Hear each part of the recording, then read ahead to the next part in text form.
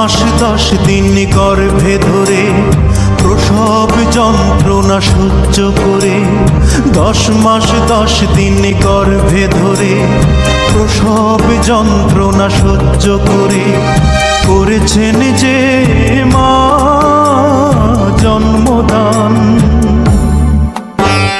ঘুম পাড়ানি গান শুনিয়ে বুকের রক্ত দুধ বানিয়ে, ঘুম পাড়ানি গান শুনিয়ে বুকের রক্ত দুধ বানিয়ে করিয়েছেন যে মা দুগ্ধ পান। যে মা ছিল বাড়ির রানী সে মা হলো কেন চাকরানী? কোন পাষণ্ড করেছে কাজ, হায় আমি কি দেখছি আজ।